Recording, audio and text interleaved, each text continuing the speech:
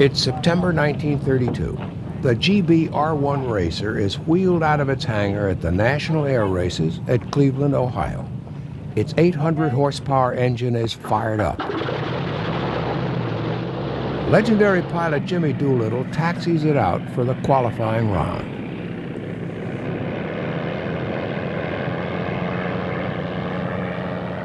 In just a few minutes, Doolittle will have broken the world speed record, but he still has to fly this incredible machine in a race and stay alive.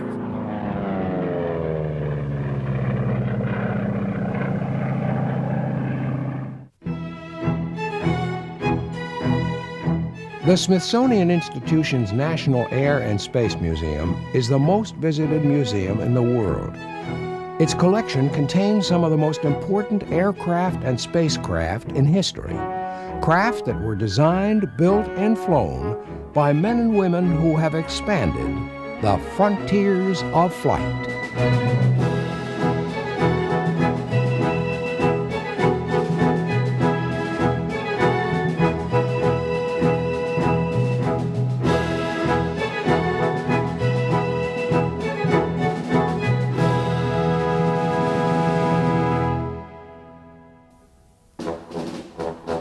This is the Curtiss R3C2.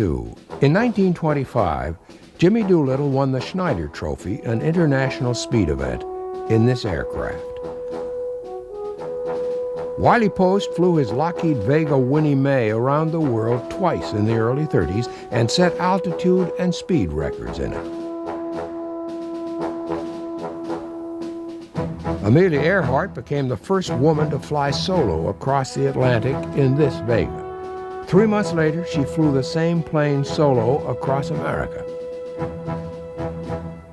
This is Buster, an extraordinary little racing plane that started its career in 1932 and competed successfully until 1954. In 1935, Howard Hughes flew his beautiful H-1 to a world speed record, and in 1937 made a record flight across the American continent. In the golden age from the late 20s to the late 30s, enormous advances were made in the speed, altitude, and distance capability of airplanes. Competition for prizes like the Bendix Trophy was intense. This is the story of some of the record-breaking planes of the 20s and 30s and the men and women who flew them.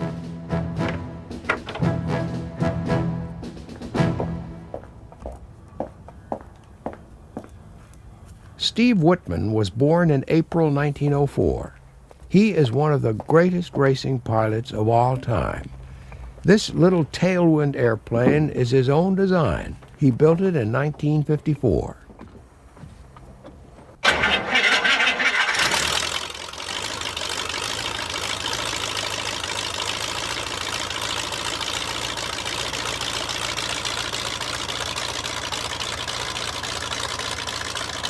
In his late 80s, Steve Whitman demonstrates the skill and courage that took him to the top level of air racing when it was a great national sport in the 1930s.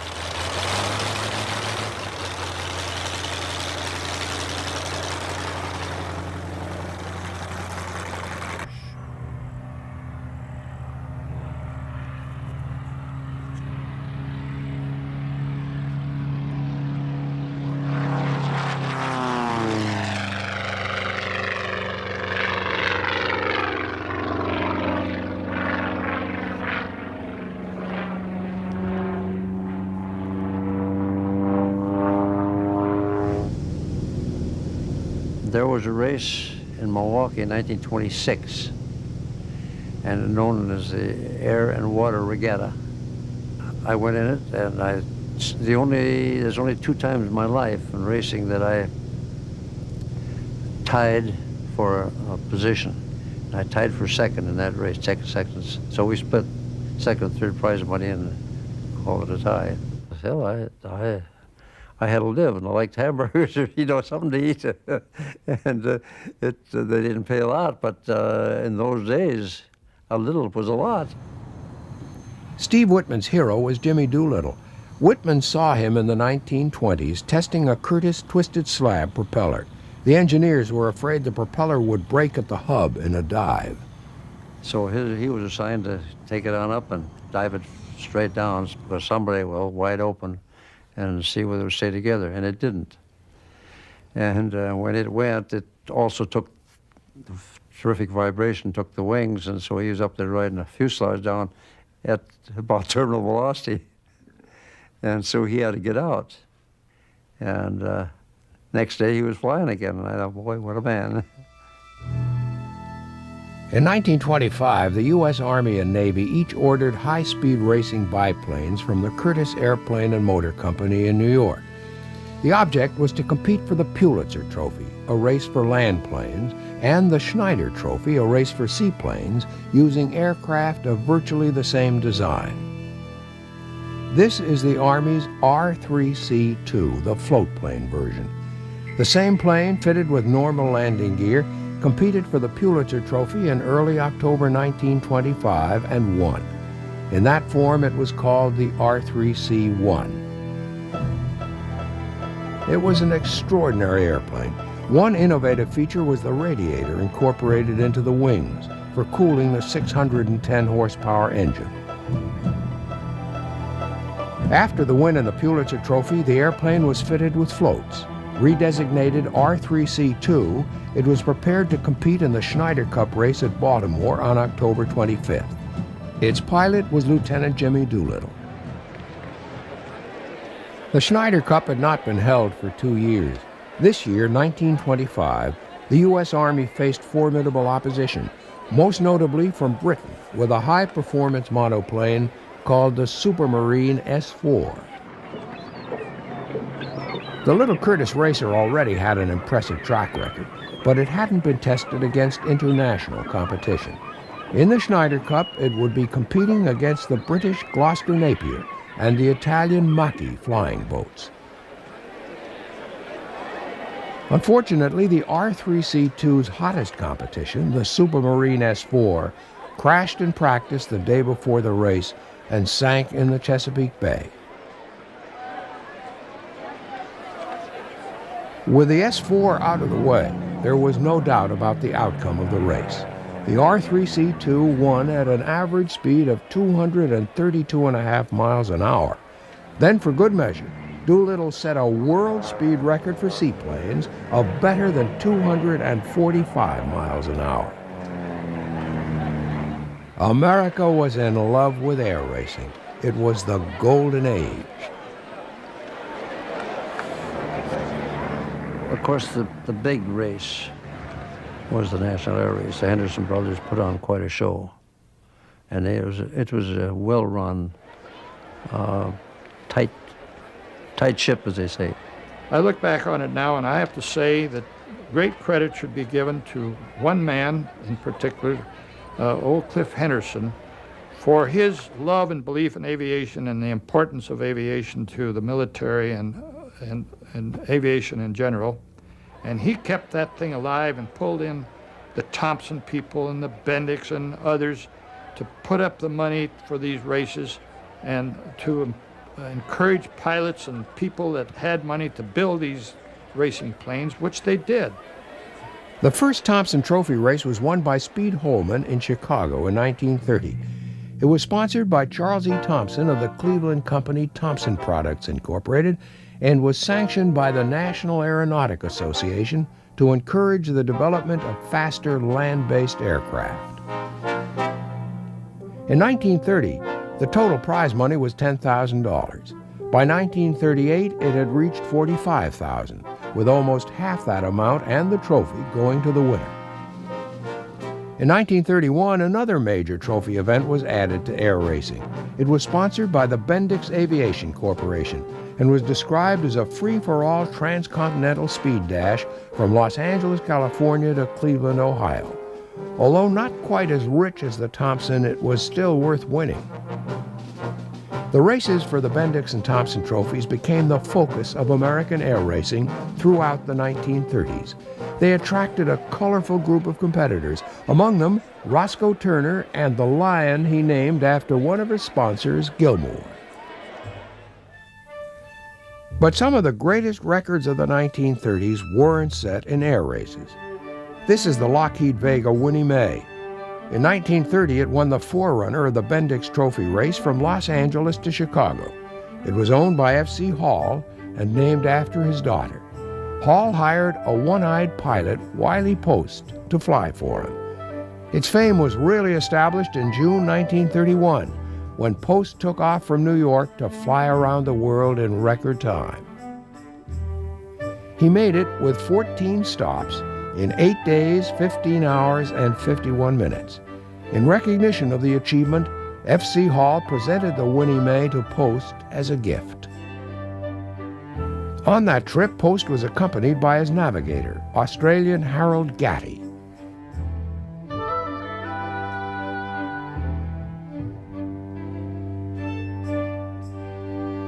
This is Buster, one of the most successful racing airplanes of all time. It hangs in the Air and Space Museum, looking the way it did when it retired from competition in 1954. But in its original form, it was a product of the golden age of air racing, the work of designer and racing pilot Steve Whitman. I went to Oshkosh in 31, March of 31. And in April, I started building the first racing airplane.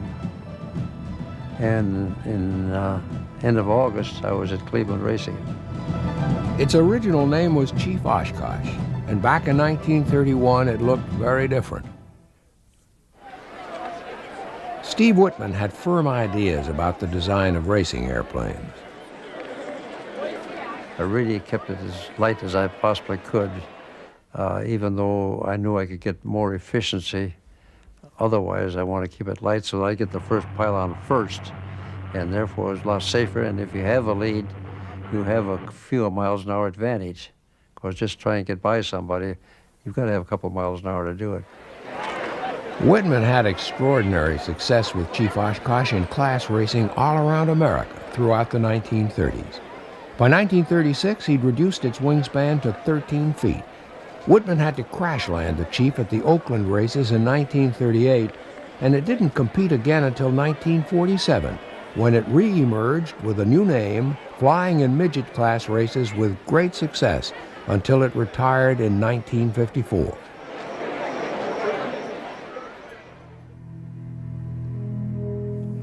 This is a Lockheed Vega 5B, manufactured in December 1928 at the Lockheed Burbank plant in California. In 1932, it was being used as a demonstrator by the Lockheed Company when a young woman called Amelia Earhart bought it. Even before Wiley Post's round-the-world flight in 1931, the Lockheed Vega had a reputation as a strong and efficient airplane.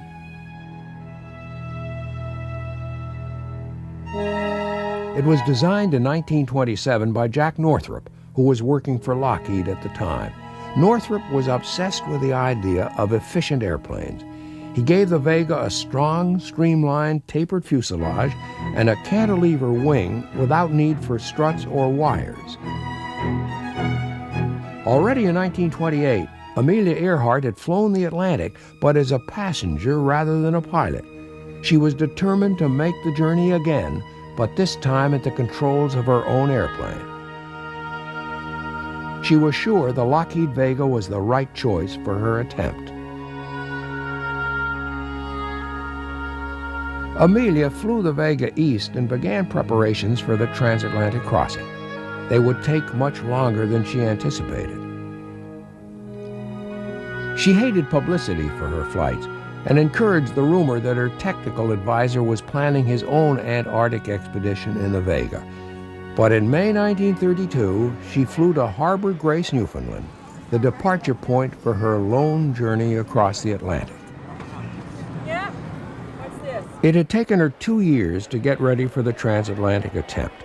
6 months after she bought the Vega, she was returning from a test flight when a latch on her backrest collapsed on a landing. She lost control, and the airplane nosed over, causing damage that took almost a year to repair. In fact, the whole fuselage had to be replaced. Once the Vega was back in one piece, there was a program of modifications to fit it out for the transatlantic crossing. The fuselage was strengthened to support extra fuel tanks. The Vega would need to carry 420 gallons of fuel to keep the Pratt & Whitney Wasp radial engine running throughout the 2,000-mile flight from Newfoundland to Ireland. Filling the tanks with hand pumps was a slow job. The inhabitants of Harbor Grace waited for takeoff preparations to be completed.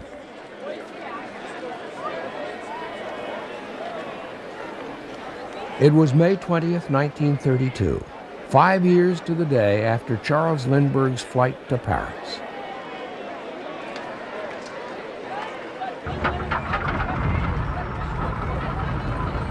Amelia Earhart was about to attempt to become the first woman to fly non-stop across the Atlantic.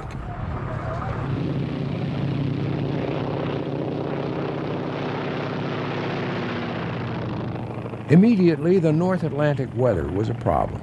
At one point, the Vega's wings iced up, and Amelia struggled to pull it out of a long descent that at first she couldn't control.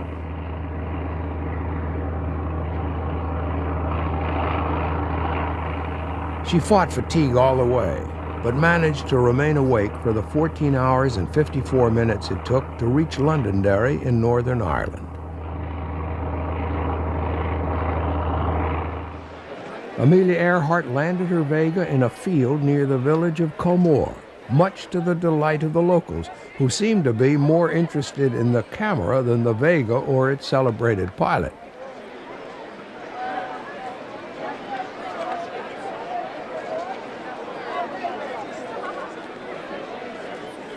When she returned to America, she immediately planned to become the first woman to fly non-stop across the continent. She succeeded just 3 months after her transatlantic flight. On August 25th, she arrived at Newark, New Jersey, having flown direct from Los Angeles.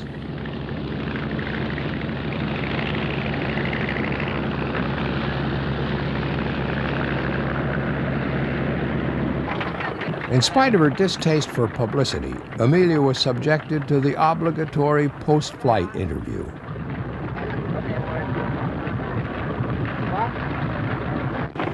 Well, it's 19 hours and a few minutes. I don't know exactly how many. I estimated that it would take me 19 hours and 9 minutes. I think I must have hit it pretty correctly. And what did you carry on the trip? You mean to eat? Yeah, to eat and drink.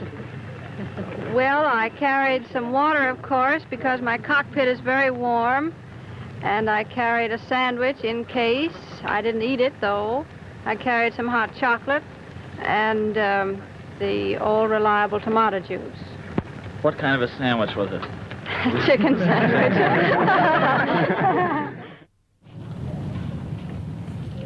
Just over a week after Amelia Earhart arrived in New Jersey, a brand new Granville GB R1 racer was rolled out of a hangar at the Cleveland Air Races for the qualifying runs of the Thompson Trophy.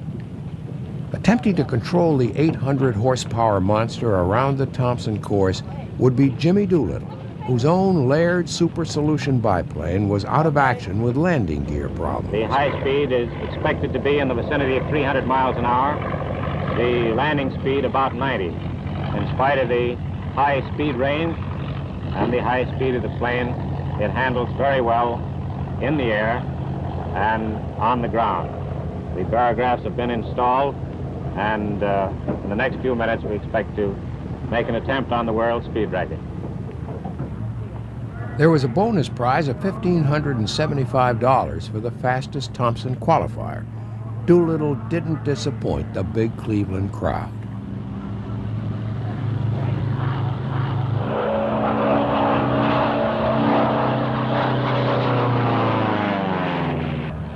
His qualifying speed of 294.38 miles an hour smashed the world land plane speed record that stood since 1924.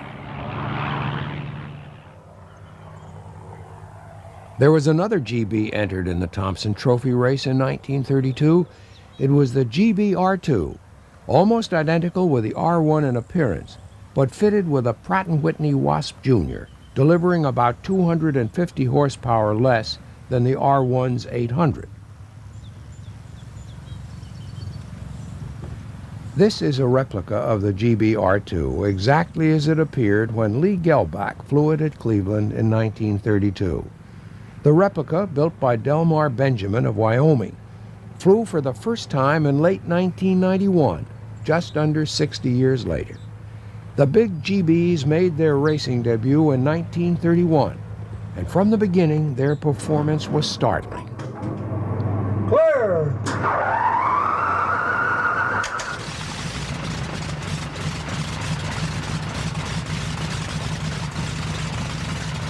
Lowell Bales won the 1931 Thompson Trophy in a GB Model Z, but was killed when it crashed while he was trying to set a new land-plane speed record.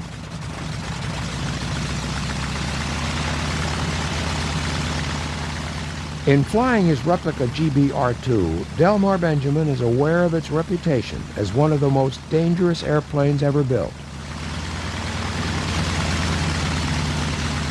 But it's also one of the most exhilarating to fly, as Delmar discovered when he took off for the first time on December 23, 1991.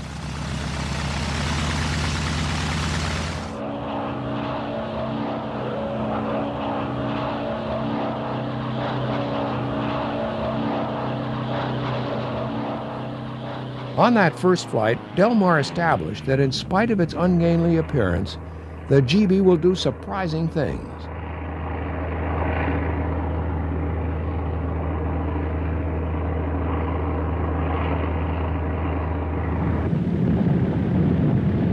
But at Cleveland in 1932, Jimmy Doolittle and Lee Gelbach weren't interested in the GB's aerobatic qualities. They were looking for pure speed around the Thompson Trophy course.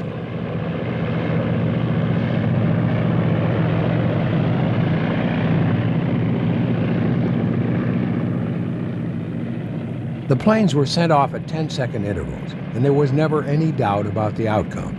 Doolittle in the GB-R1 lapped everybody in the field except Jimmy Waddell.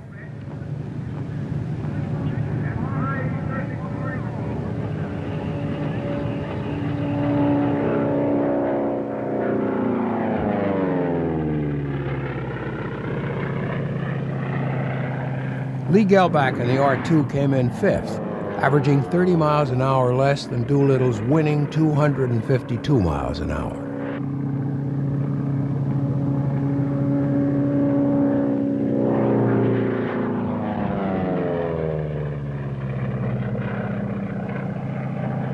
Doolittle marked his victory with a low pass at full throttle across the finish line.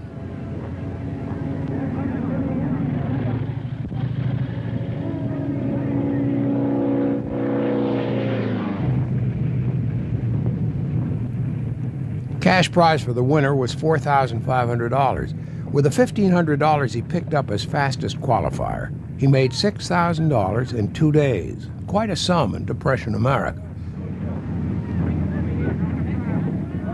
Jimmy Doolittle was presented with the winner's wreath and was joined by the race sponsor, Charles E. Thompson, and his wife. In those days, on-camera interviewers could be even more direct than they are now. How about the sponsor of the Thompson Trophy saying hello to the world? All right, hurry up. Well, this is the passing news. Say hello to him, Jimmy, will you please? Just told the world hello. Tell him again. You ain't ashamed of it, are you? 1933 was a mixed year for Roscoe Turner at the National Air Races. In the Bendix Trophy, which started from Floyd Bennett Field in New York, his major opponents were the GBs. But the R1 crashed and the R2 withdrew. Turner landed in Los Angeles the winner, setting a new coast-to-coast record of 11.5 hours. Turner finished first in the Thompson Trophy, but was disqualified on a technicality. The National Air Races weren't just about racing. There were many demonstrations of showmanship and flying skill, like this display of aerobatics by German pilot Ernst Udet. Odette performed stunts under power and then cut the engine, showing the crowd some amazing dead stick maneuvers.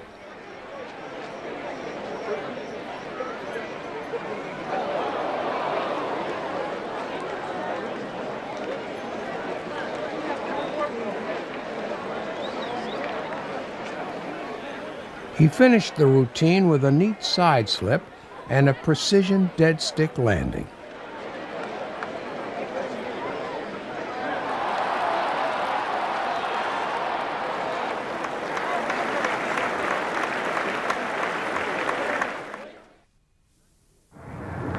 In 1934, Roscoe Turner boosted the power of his Waddell Williams to almost 1,000 horsepower. He had to withdraw from the Bendix Trophy because of a fuel leak, but broke the transcontinental record anyway. In the Thompson Trophy, Turner's main rival was Doug Davis in another Waddell Williams. Davis was leading when he crashed and was killed.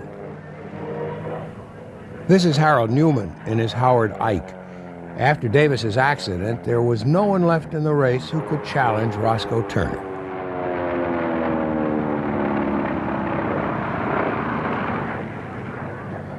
When Turner landed in his Waddell Williams, he had won the Thompson Trophy. The loss of Davis's life was felt by all the competitors, and when Turner accepted the Thompson Trophy, there was no trace of his normal big smile and showmanship. It's a pleasure, not for the fact of just winning the trophy, but the fact that we're making progress in the science of aviation. Because there's only one reason for an airplane, and that is speed. And that's why that I am interested in speed, is so that we can advance our relationship with our fellow man. In 1935, Steve Whitman arrived in Cleveland with a new machine he called Bonzo. It was a serious contender for the Thompson Trophy, and Whitman liked to please the big crowds. At Cleveland, boy, they sure had crowds. I don't ever remember seeing anything any bigger. Maybe I did get down to, along about that time, to Indianapolis, the car race, and I think they had more there. But we sure packed them in at Cleveland.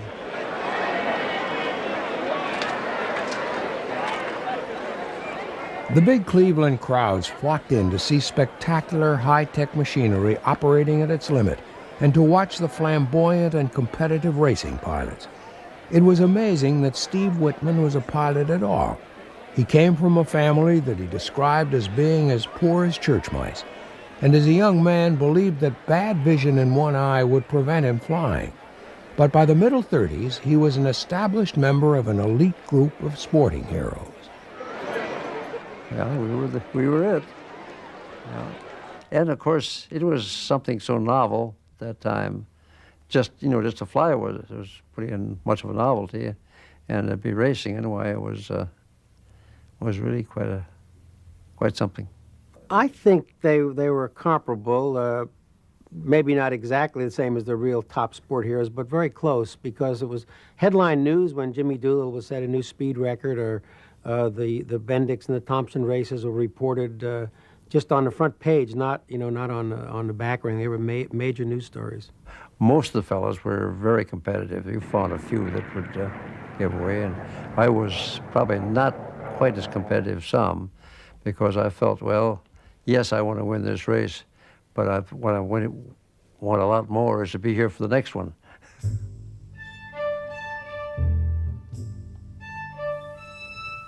In the years between 1931 and 1935, Wiley Post continued to fly Winnie Mae to new distance and altitude records. In 1933, he made a solo flight around the world, faster than his 1931 flight. Then he modified Winnie Mae to attempt flights at extreme altitudes.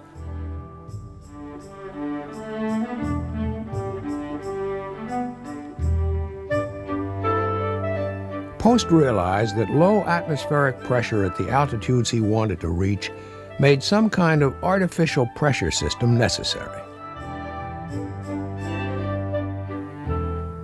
Because of the design of the Vega, it was not possible to consider pressurizing the fuselage or the cabin. Post approached the B.F. Goodrich Company and convinced it to help him develop a pressure suit that he could wear inside the cockpit on his high-altitude flights. This is the first suit, developed in June 1934.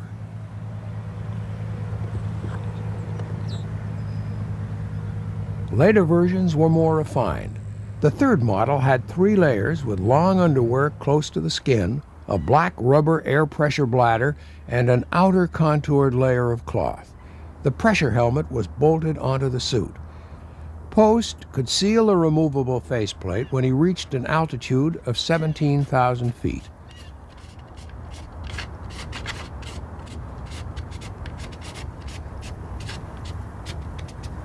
The helmet had an oxygen breathing system supplied from a vacuum liquid oxygen container. The same container supplied oxygen for suit pressurization. The suit was an important breakthrough and was the forerunner of pressure suits used on manned space flights. The Winnie Mae was modified to operate efficiently at altitudes up to 50,000 feet. The 500 horsepower Pratt & Whitney Wasp engine was fitted with a supercharger.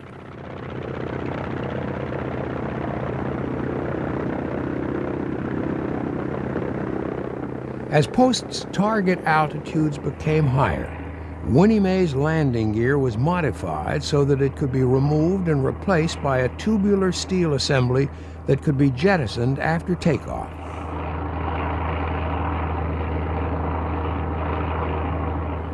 This eliminated the weight and drag of the fixed landing gear. The belly of the Winnie Mae was fitted with a reinforced landing skid. On one of these flights, Post ran into unexpected problems. Shortly after takeoff, his engine began to spew oil. And somebody had sabotaged the supercharger on the airplane. They'd poured some emery dust in there. He knew he had to get down in a hurry. He was aware of the existence of the lake bed. And fortunately, just after dawn, he was able to bring it in for a dead stick landing. Perfect landing, in fact. So silent that Charlie Anderson, who ran the Muroc General Store, didn't even hear the landing. And Wiley Post was wearing this early pressure suit, which looked like a diver's suit. And he got out of the airplane and he walked over across the lake bed to Charlie Anderson, tapped him on the shoulder, and Charlie Anderson nearly fell dead, fainted. Thought he'd seen a creature from space. Wiley Post, although his 2 round-the-world flights got him the name and the publicity, and they were important in a sense, the high-altitude work he did was much more important. He really pioneered stratospheric flight up around 30,000, 35,000 feet with supercharged engine and pressure suits, and he set some very, very fast records from coast to coast. In March 1935, Post flew 2,000 miles from Burbank, California to Cleveland, Ohio in 7 hours and 19 minutes. For part of that flight, he reached a ground speed of 340 miles an hour, way beyond the top speed of the Vega. He was flying in the jet stream. Post died in a float plane crash in Alaska on August 15, 1935.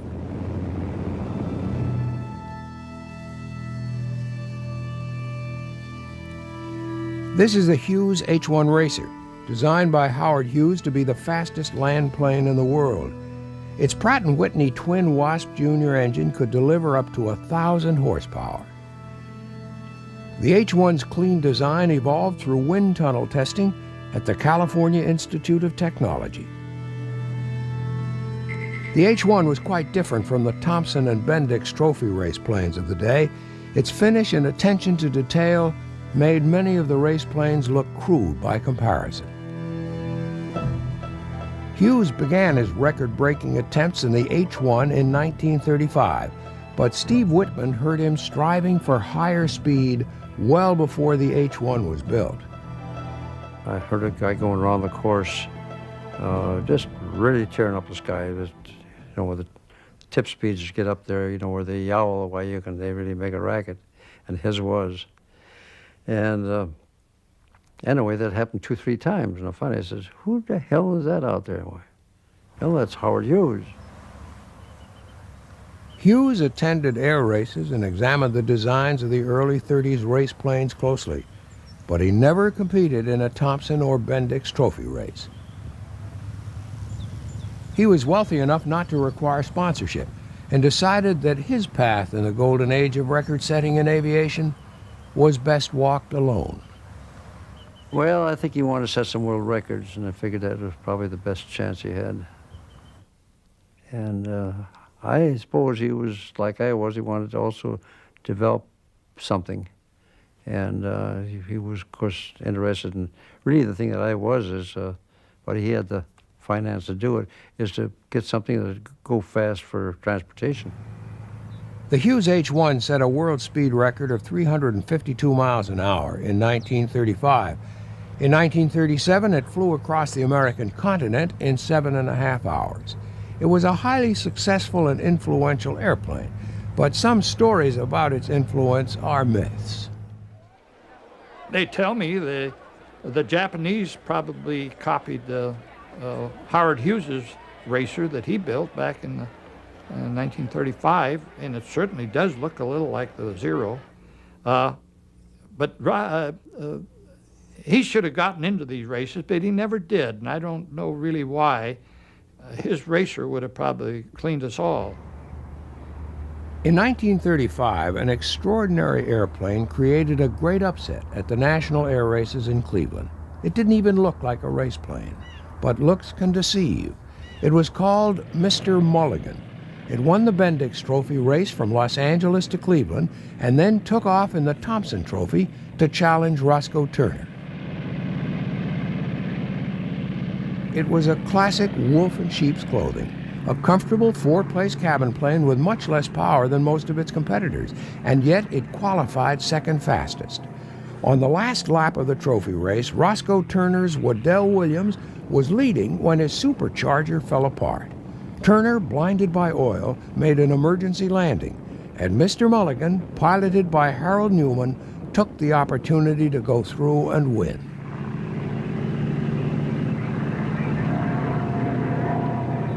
Steve Whitman and Bonzo came in second, averaging 218 miles an hour. Third was Roger Don Ray in the Keith Ryder R1.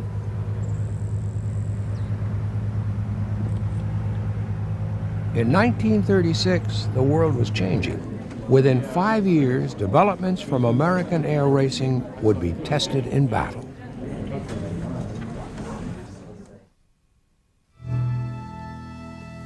In 1936, Roscoe Turner's engine failed over New Mexico, and his Waddell Williams was destroyed.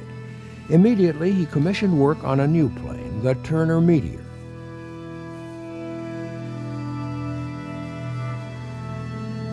His strategy was simple. He would construct the best airframe possible and power it with the biggest engine he could get, a double-row Twin Wasp Senior, tuned to deliver well over 1,000 horsepower.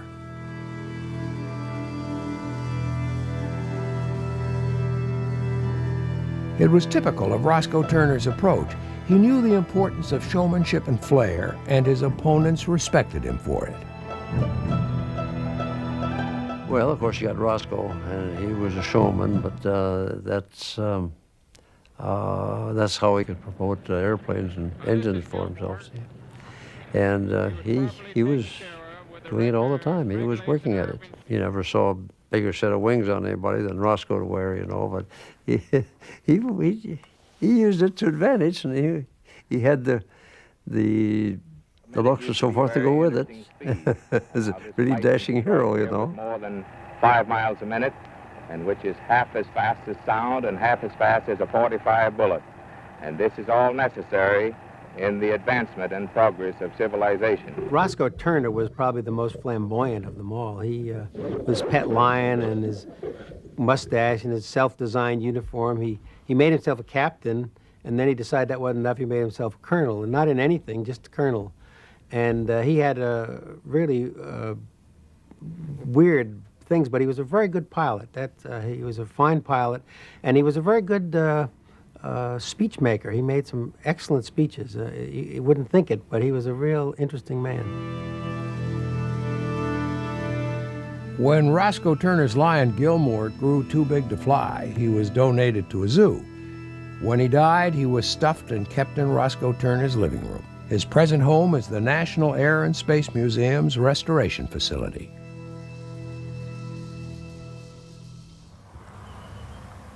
Throughout the 1930s, one of the most successful designers of race planes was Keith Ryder. This is the Ryder R6 8-ball, which made its debut at the 1938 National Air Races. Another Ryder design, the R4, was raced by Bill Schoenfeld as the Firecracker. Bill Schoenfeld was quite wealthy. He was one of the few guys that had money. And he bought a new engine for this Firecracker and had a lot of special things done to the engine and the airplane. In 1938, Bill Schoenfeld offered Tony LeVere the job of flying the Firecracker. It was just the chance LeVere had been waiting for. This thing, you won't believe, I'd never dreamed of flying anything like it. This was a super airplane. Power, you won't believe it. It had 550 horsepower in this small airplane, no bigger than these little dinky ones you see today. And they tell me I was off the ground in about 4 or 5 seconds. And my God, it climbed like a homesick angel. At about a 260 indicated and still climbing, it got so windy and the turbulence in the cockpit, I just couldn't hardly stand it. And the wing was heavy anyway. One wing was heavy. It wanted to roll quite sharply one way, and I didn't think that would be smart to fly it too much out of trim. And I came down and landed, and gosh, it was easy to land. Steve Whitman's Bonzo had undergone quite a few changes since its second place in the 1935 Thompson Trophy. The wingspan had been shortened, and the horsepower in his old Curtiss D12 engine boosted by about 10%. He continued to get amazing results from an airplane and engine combination that had no right to be competitive. Favorite for the 1938 Thompson Trophy was Roscoe Turner in the Meteor. Steve Whitman was there with Bonzo, but Tony LeVere damaged the Schoenfeld Firecracker on landing after winning the Grieve race, a lead-up event. Roscoe Turner's main opposition was Earl Ortman in the Marku Bomberg Special, another Keith Ryder design. Art Chester failed to finish in the Goon.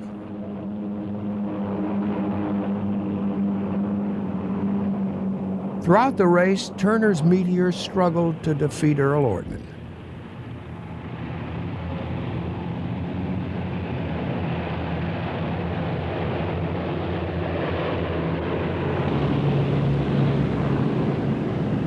The Marku Bomberg Special was very competitive, but it ran out of oil on the 13th lap, leaving the way clear for Roscoe Turner to win his second Thompson Trophy. Steve Whitman and Bonzo came in third, and the following year, when Turner won for the third time, he managed 5th place. Whitman was convinced of the value of air racing in the 30s. We actually were the fastest thing going. We were faster than the military, or should I say, faster than anything else. And to me, that was quite an accomplishment. Quite to be amongst that group. It was bringing the speed of aviation up to, well, bringing it up a notch. Now, in the last race there in 1939, there were a couple of military airplanes in there. And my little racer was faster than those. The fastest military airplanes we had in this country was slower than my airplane. They were there. I went by them like they were tied to a post. And the things that we did, building these airplanes, encouraged other people to get involved in aviation. I know that happened. And I know the military must have gotten ideas, tricycle landing gears and retractable landing gears and high horsepower.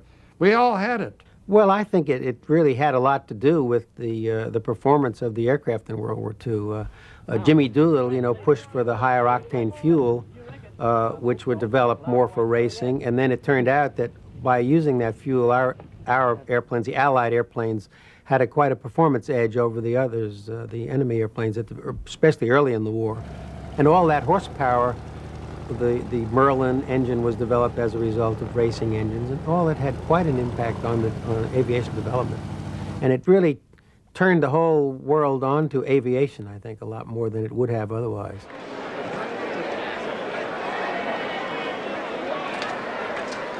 From 1940 to 1945, there was no National Air Race meeting. In 1946, an attempt was made to revive the National Air Races, and a huge crowd gathered at Cleveland in the hope of recapturing some of the magic of the pre-war golden age.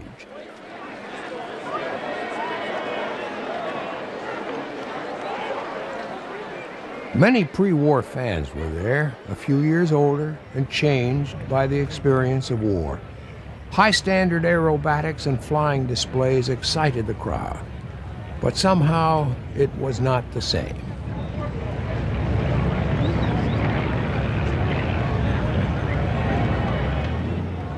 Airplanes that distinguished themselves in World War II demonstrated their specialties. A C-47 dropped paratroops.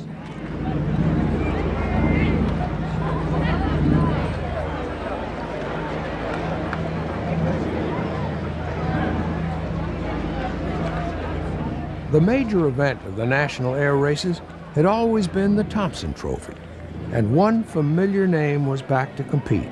Tony LeVere, now a test pilot with Lockheed, was flying not the Firecracker, but a red P-38 fighter. Among this assembly of high-speed machinery from the war, there was not one Golden Age racer of the 30s. No Whitman Bonzo, no Mark Bomberg Special, no Turner Medium. The Thompson Trophy was contested exclusively by World War II fighters. Jackie Cochran watched Tex Johnston win in a highly modified Bell P-39 era Cobra.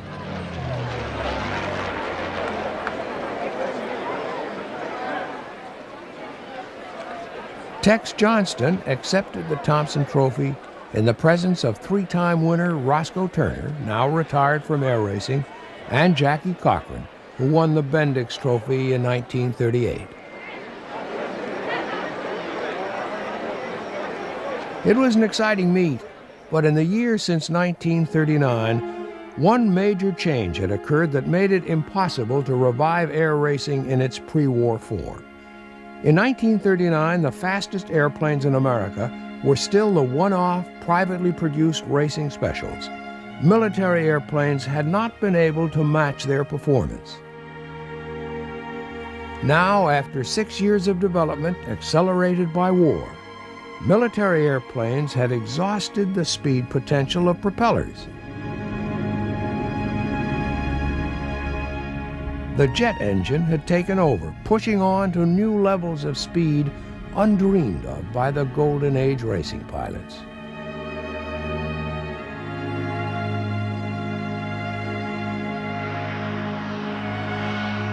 A new age was beginning. However attractive the idea, the pre-war days of the racing specials and their intrepid pilots could never be recaptured. The Golden Age of air racing will be remembered as a great era in American aviation, an era that expanded the frontiers of flight.